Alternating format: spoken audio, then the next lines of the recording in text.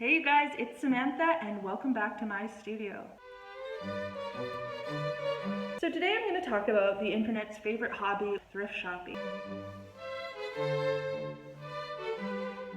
There's so many great videos here on YouTube about thrift shopping, and I thought because I am focusing on making things on this channel that I would talk about some of my favorite supplies to buy at the thrift store. First, I want to talk about why I love the thrift store. The first reason, which might be apparent, is that I find it extremely exciting. I look forward to the day each week when I go thrift shopping, and I miss it when I don't get to go. I also find it to be more creative for me than shopping at a traditional retail store. The stuff in the thrift store is not curated for you. It's just there because someone donated it and the thrift store thought it was quality enough to put on its shelf. You have to be led by your instincts about what you like, and I think it's a great way to hone your eye and develop your personal style. The third reason, and by far my most favorite given our current climate situation, is the sustainability factors, because the things that you're buying are secondhand or third hand, and they're having another life by going home with you rather than going to the landfill. Kind of adjacent to that, depending on where you're shopping and what's available in your area, your money that you spend at the thrift stores directly benefits community organizations. So this might not be the case exactly with places like Goodwill or Value Village or Savers, which are larger corporation companies that do have social missions, but it's not as direct. As an example, where I live, there is a food bank thrift store. So everything that you donate, the revenue from that goes directly into supporting the food bank and its missions and feeding our community. In the same way, every dollar that I spend there goes to the food bank.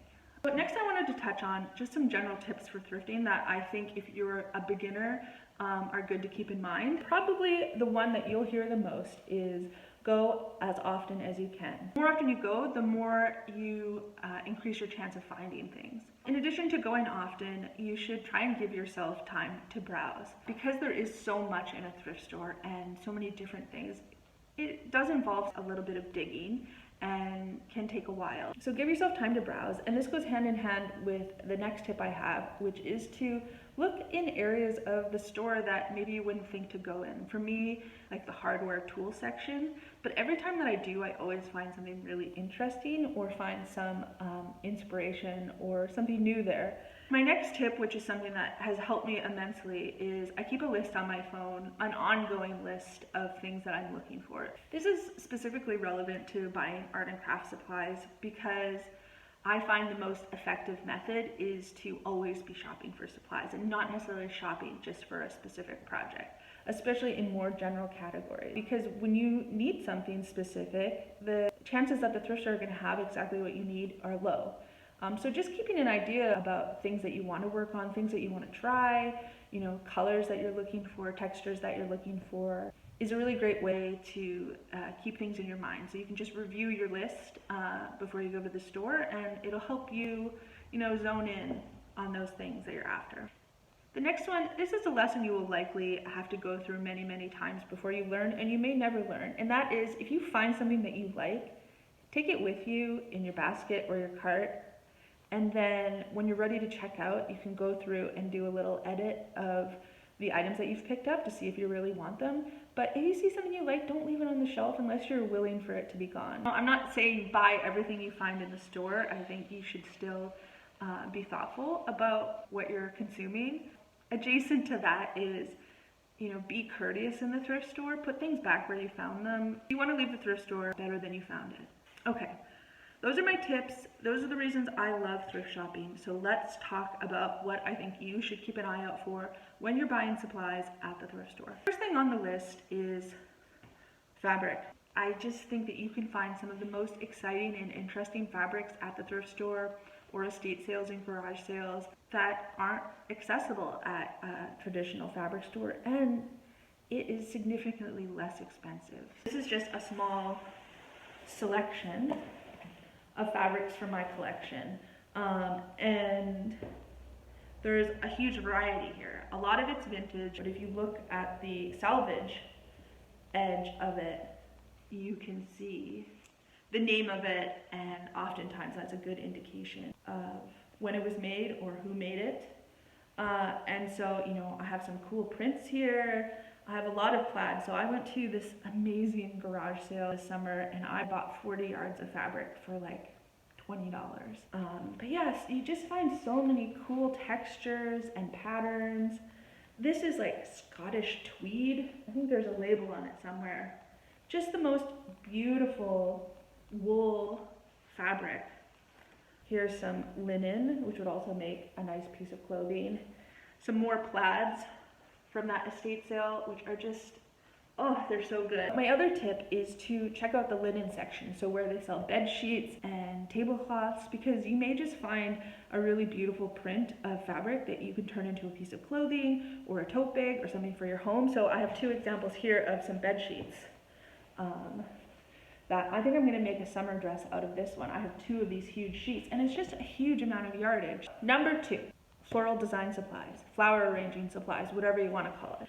And there's a few things I always look for. So the first one is something called a flower frog. These are essentially things that go in the bottom of your vase or vessel, whatever you're putting your flowers in, and they act as a way to hold your stems in place. Some are called pin frogs, which have really pointy pins, or they're kind of like nail ends. They're usually pretty heavy, and so they'll sit at the bottom of your vessel and they'll hold your stems in place. Next up is I buy floral wire and floral tape.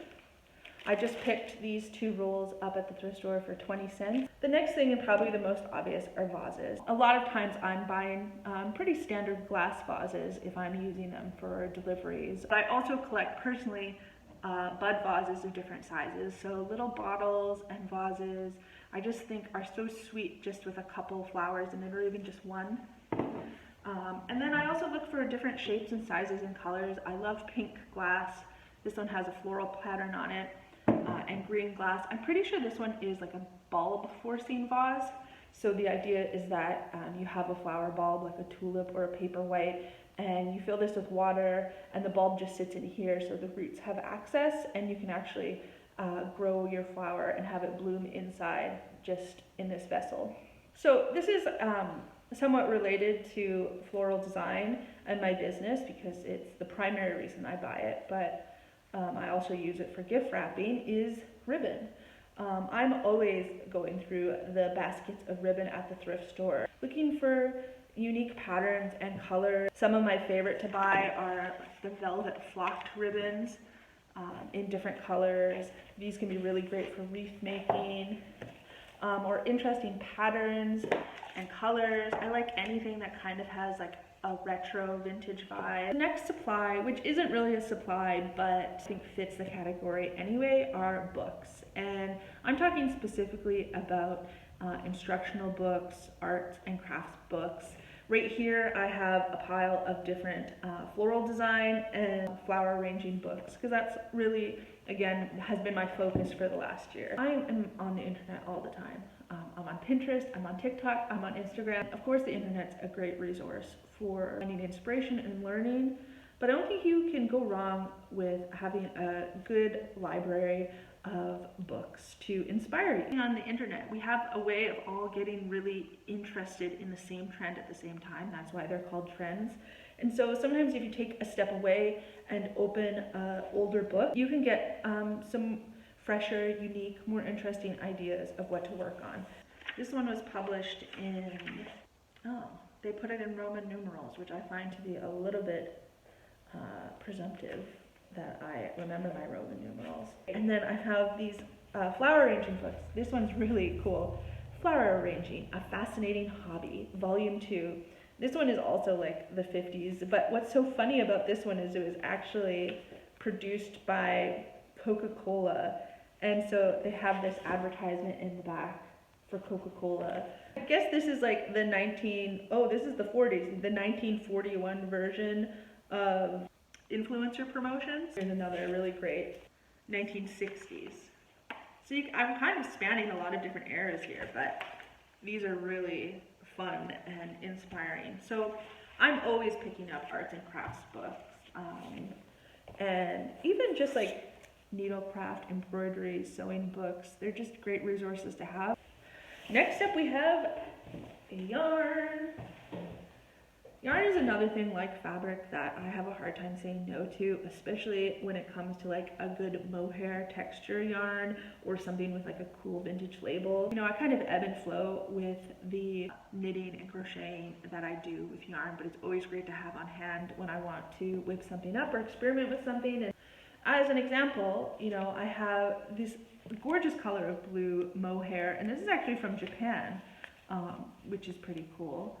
Again, I'm very drawn to color and texture, but also, you know, kind of like people are with wine labels where you pick your wine out based on how the label looks. I'm the same way with yarn. Like, just like look how sweet this one is. A lot of times I do look for wool content. So like I said, mohair, like these ones, oh my goodness. This is real Italian mohair in this gorgeous green color, and the labels just are so cute.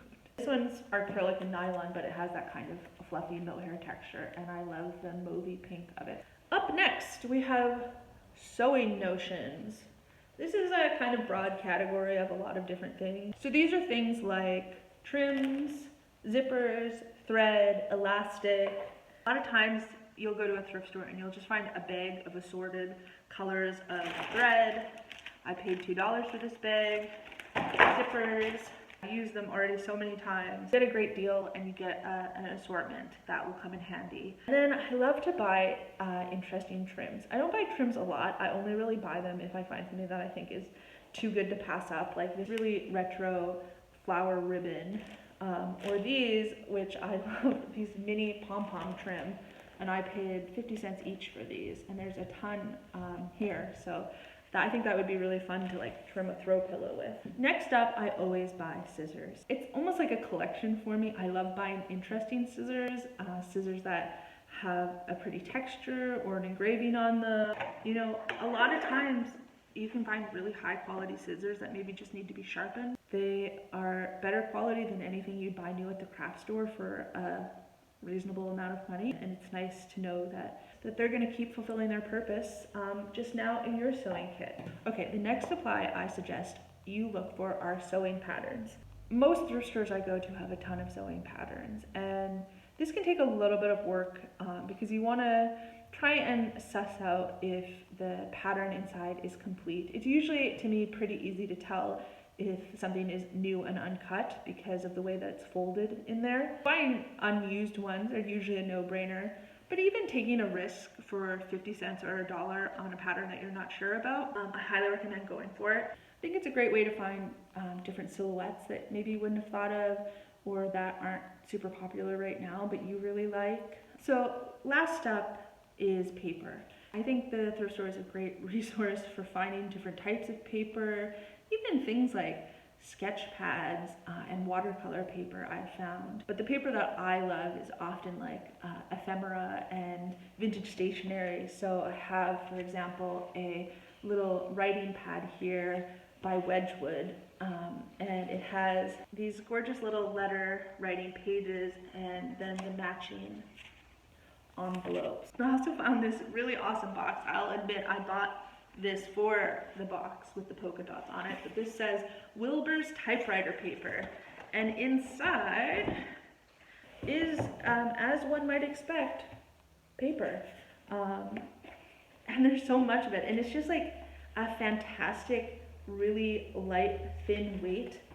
The other paper piece that I often look for are interesting like journals and sketchbooks, and this is one of my favorite ones that I found, which I haven't used yet, which is this very large size marbled cover sketchbook or journal, or I guess maybe a photo album or scrapbook, but it's completely blank. And just like a really special piece that I'm saving for a special project. I think the main takeaway from this video is that there's magic to be found at the thrift store, and inspiration to be found, and a whole lot of supplies to be found. So thank you so much for watching this video. Subscribe to my channel if you want to see more content like this, or if you want to see what I end up making with all of this stuff. And I think now I gotta go make something. Thank you so much for watching. I'll see you next time when we're back in the studio.